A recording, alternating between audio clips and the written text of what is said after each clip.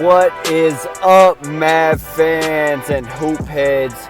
Hope your vibes are immaculate today. Welcome on into another episode of Mavs Rundown. That's at Mavs_Rundown on Twitter.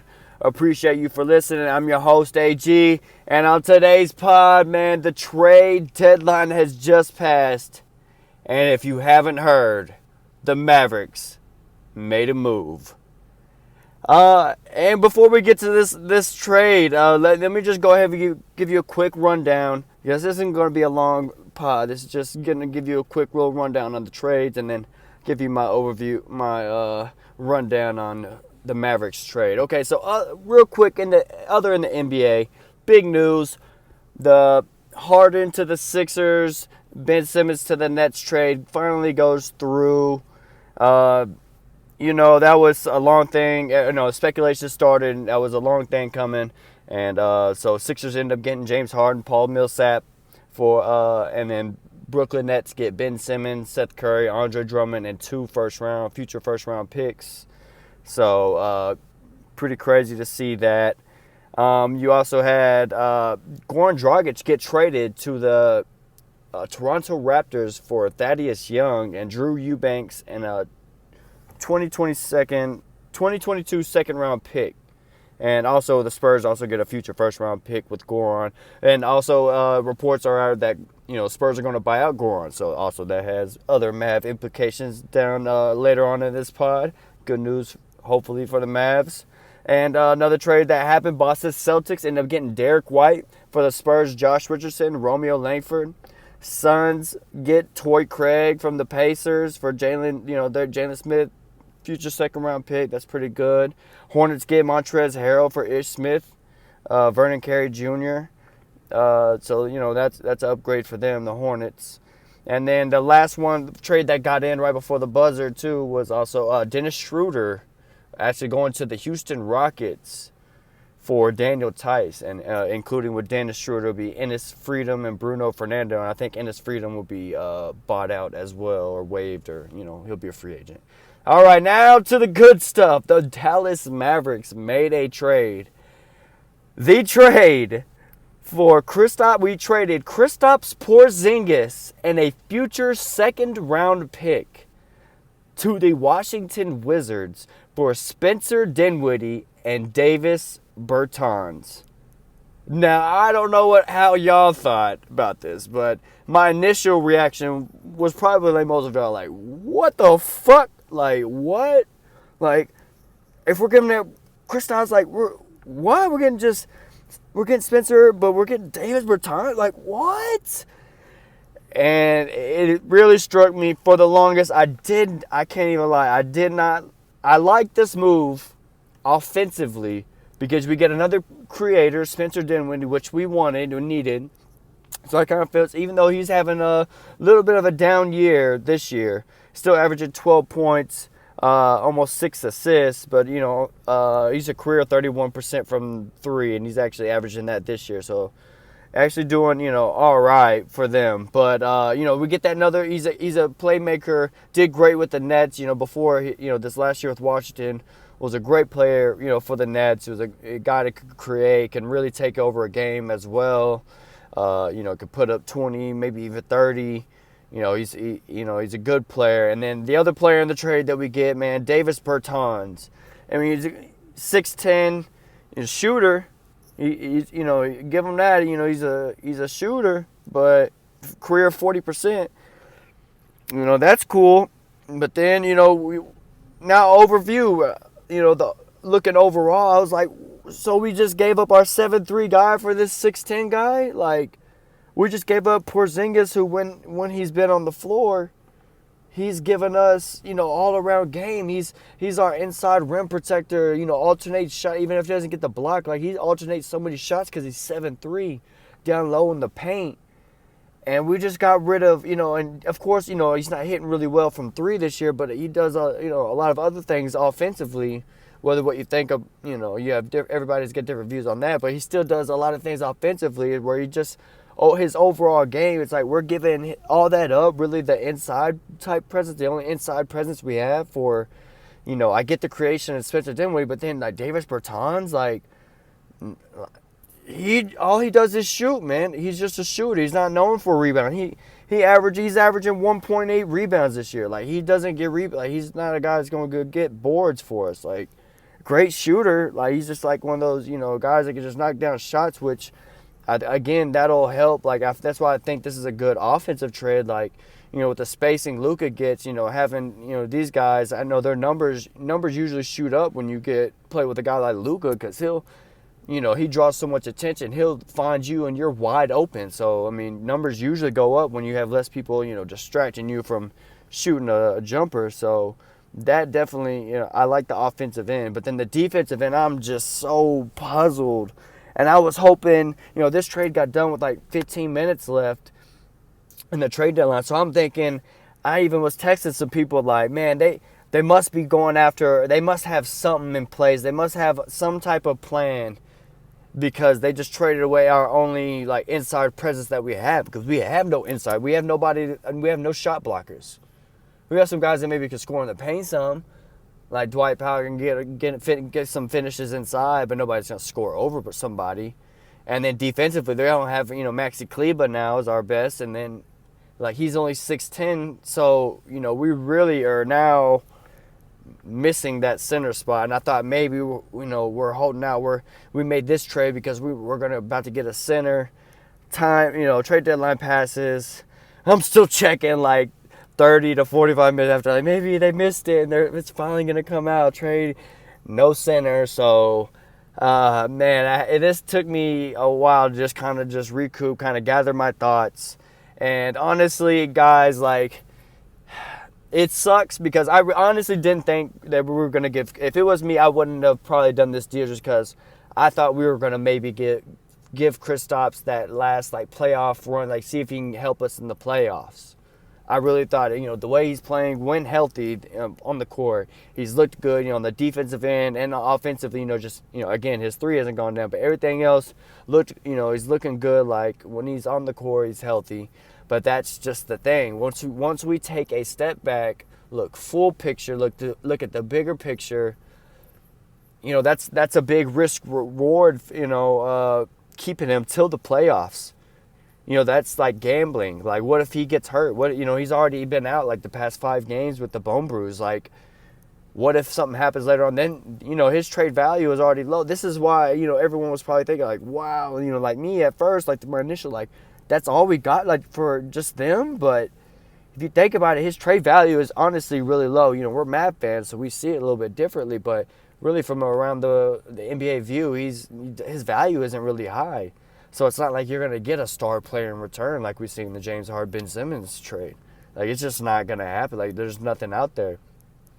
And I think the Mavs looked at it like, it's a risk reward, but the risk is certainly much higher than the reward, because the risk is he gets injured.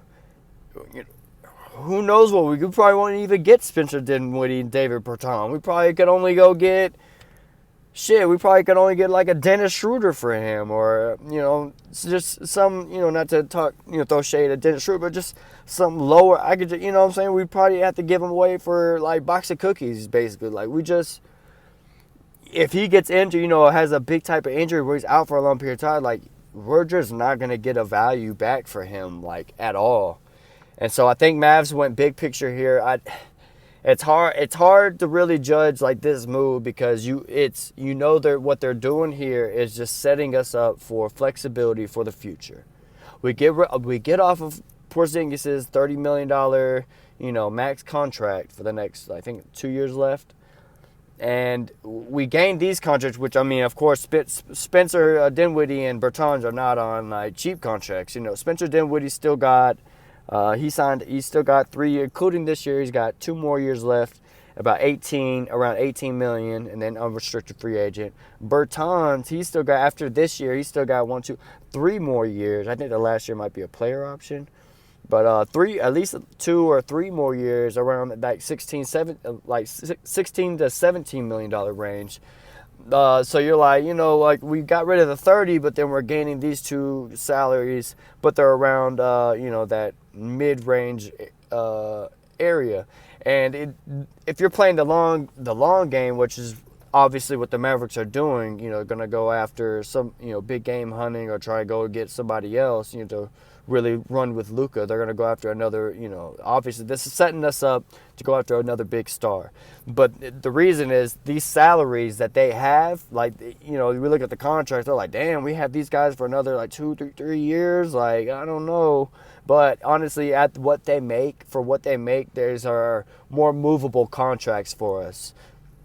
Because before, we only had, like Jalen Brunson and Dorian Finney-Smith are like biggest assets, but they were only making, barely chunk change compared to all these other players. So it's really hard to like even get good value for these guys back when in trades, the money has to match up. And they're, you got Jalen Brunson making like $2 million, and you try to trade for a superstar who's making, $20 million, maybe even 30, whatever. So that's not going to help at all. So we really got off that. We picked up these other guys who got like 16. But these contracts, honestly, especially with the cap going up, they're favorable contracts in the sense of they're movable, where packaged together with some other stuff or maybe pieces or trade picks, whatever, it would help us gain and get another star, which is what we kind of had a problem doing before. We didn't pull the trigger on anybody that obviously we liked. And couldn't move anybody, Jalen, and we wanted to keep Jalen and Dorian, but even if maybe if they had a better contract, maybe the offers might have been a little bit better. Who knows? But on a side note, good news about the Mavs and Dorian Finney-Smith, not have to worry about that. They are finalizing a 4-year, about $52 million extension. So that actually helps on his end because, we keep him, and that's a good contract value that we signed him. 4-year, 52. That's a good value for him, for Dodo. So I'm really happy about that. That's actually a great move of the day. Keeping him, and also the contract he even signed just then, that even also helps him make him movable more. Teams, different names can be mentioned and thrown in because his contract now is up higher. And think about $13 million a year. So that's just more money that you can use for different trades and, different players. So that's, more package deal. So that's why I think this trade, in the microscope, in the little sense of things, in the microscope, it seems like, damn, this is bad. We're missing a center. We have no rim presence. There's nobody going to be, if teams attack us on the inside, like, we're going to have no answer for it because we don't have any shot blockers, like just pure shot blockers on our team. So I'm really hoping that they're looking for the buyout market on for a center, because that is going to be rough if teams just start taking us to the paint. Hopefully, Spencer and Davis buy into our defense that we're doing, and we're able to hold off, a really good defense, but still, like, missing a defensive anchor. Somebody just can alternate shots at the rim. That really sucks. But we have to look at this. We have to remember, guys, did we really think we were going to win the chip this year? Like, I know, the dark horse, maybe. But it's like, realistically, you're looking at, you got the Suns and the Warriors in the West.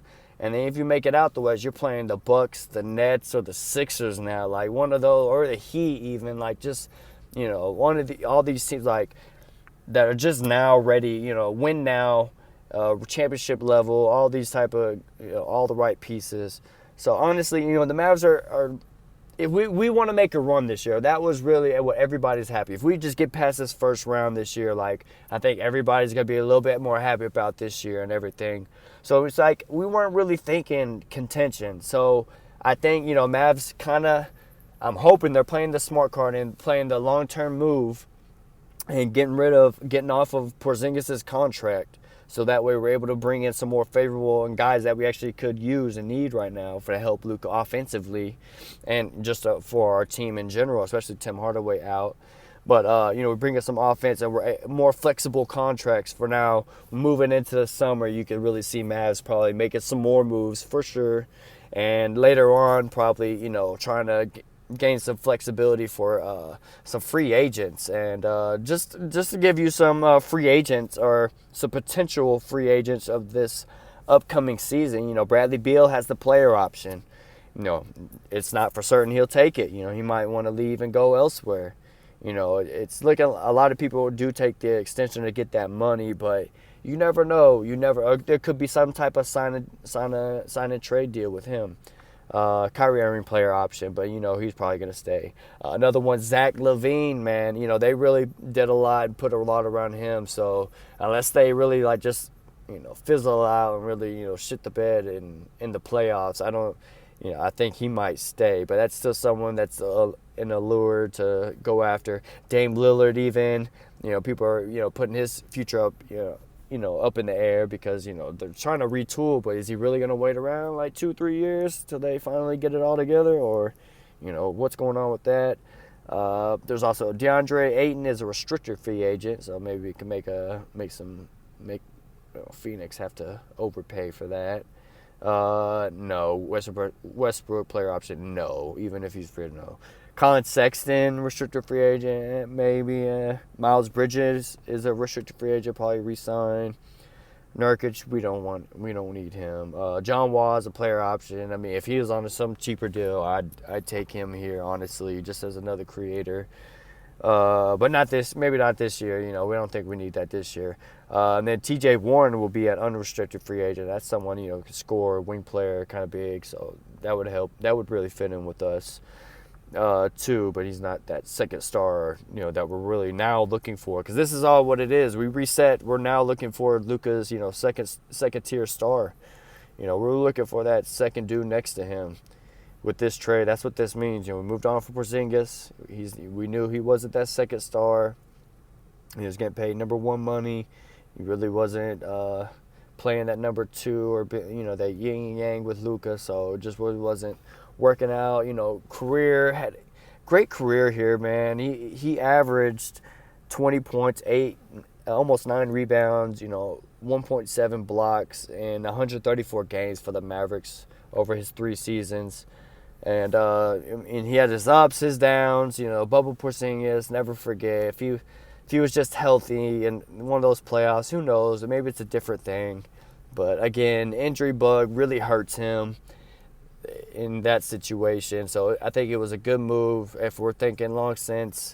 And, the Mavs want to, I guess, Nico's going to want to use his relationships to probably help you get Luka a second star. And, KP was the last regime's kind of trade. So, if it wasn't, basically, I guess KP was not in Nico's plan. So he was like, all right, yeah, time to move on. The risk reward, don't want to risk it. Him getting injured before the playoffs, lowering his value. Let's get what we can for him that can help us now, essentially, semi-help us now. And we can kind of move forward, especially this offseason, and make some moves. So, that's definitely, in a bigger sense, that's a good sign. And it was good to hear also the trade deadline. They were looking to move, trying to move Dwight Powell and Tim Hardaway Jr. So they were definitely making calls, trying to move that money. And I think, if they want to keep Jalen Brunson, now they kept Dorian Finney-Smith now, finalizing his extension.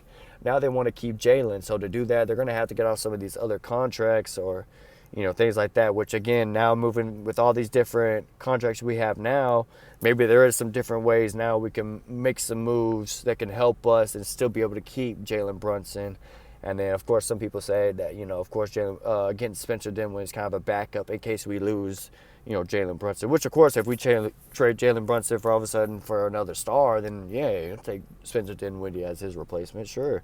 That makes sense. And to again bring up the Goran Dragic, yeah, he gets bought out. So adding him into this depth, a lot of people are like, well, does that even make sense to bring another guard in? Because you have Luka, Jalen, and Spencer Dinwiddie.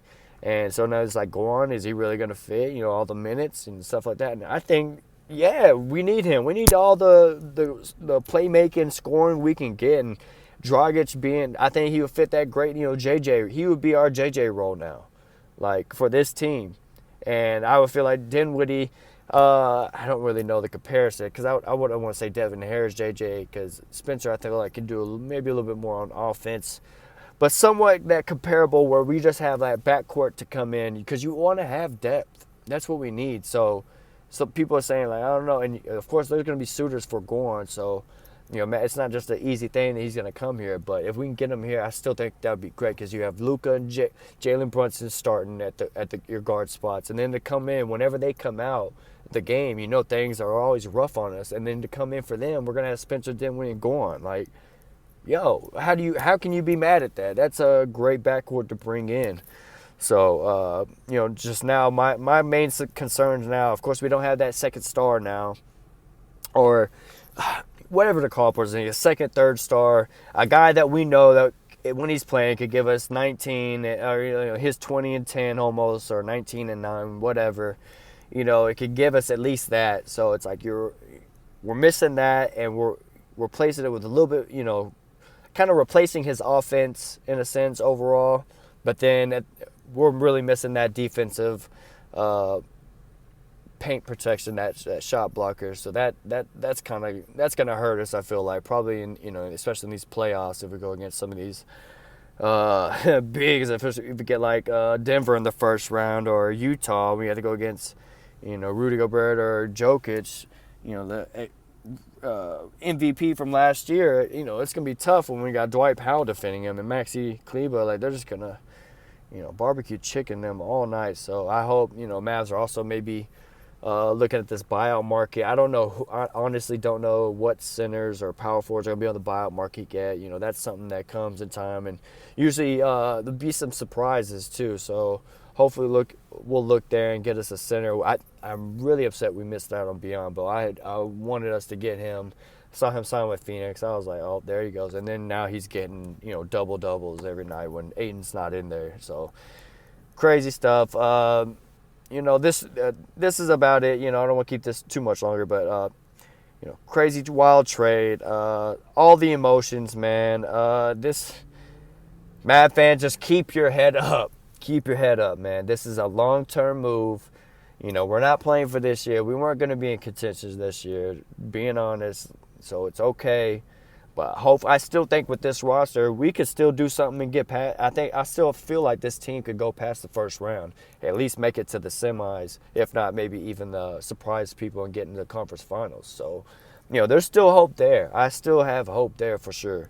But this, we gotta take this, with a broad view and remember the bigger picture. And this is just, they're putting forth a plan right now to go after and put a team around Luka that they want to. This is a new regime, so they want to build around Luka how they see fit. And they knew that Porzingis was really not a good fit long term, just with health concerns and the way that all that shook out. So now they're trying to now regroup and reframe everything around Luka while still keeping it competitive and us still doing good. So I think that's a good sign. This also shows that the summer is going to be fucking crazy. I already know that, chatter, trade talk, all that stuff, THJ's contract, Dwight Powell. There's going to be all these different contracts. We're definitely going to be in all those talks. So, this gives us another exciting summer to look forward to, even, without Porzingis being here. So, man, that's about it. There's a game tonight, guys. With all this going on, we have a game tonight. Dallas Mavericks do play tonight. We play the the Clippers, LA Clippers. Which what's funny? I seen the tweet that Porzingis was out ordering a sandwich when it looked like he was wearing some type of. It could have just been a blue zip up, but it was just funny to see like a player, if he has like his Mav gear on, all of a sudden he finds out while he's at this he's ordering a sandwich that he got traded. So it's pretty wild. It just adds to this. I just find that stuff a little bit interesting, just because how players find out they get traded. It's always some like sometimes you get some wild stories, or sometimes it would be even sad, like when we traded Harrison Barnes mid-game. That was actually a very bummer and low point for us, I feel like. So, but yeah, man, that's it. We play the Clippers tonight. I'll be back for another recap after the game. Crazy trade deadline, lots of moves, big shakeups in the league. I'm actually excited just for the league in general. I feel like James Harden, Ben Simmons trade. It really is gonna just make things more interesting in the East now. I was definitely glad that the Sixers made a move and are going to be able to capitalize on, the MVP type season that Joel Embiid is having. So actually glad to see that. Looking forward to see how the Nets do now with them and Ben Simmons coming back, all that situation. Shout out Ryan, bought your Celtics, like the moves they made. Ended up getting Daniel Tice as well with Derek White, so got some depth there y'all needed. But yeah, man, good stuff from the NBA. Not a lot of, Lakers didn't do nothing. Some teams, people were expecting moves. They didn't do anything. So I'm sure there's some disappointments. But good stuff, man. Good trade deadline. Very exciting day. No matter what you think about it, it definitely was exciting and, has emotions all over the place for everybody. So yeah, this is it, man. See y'all tonight. Let's go beat the Clippers with whoever we got, whoever we got right now. But I'm AG. Thanks for listening. Remember, cool heads prevail, and I'll see y'all next time on the Mavs Rundown.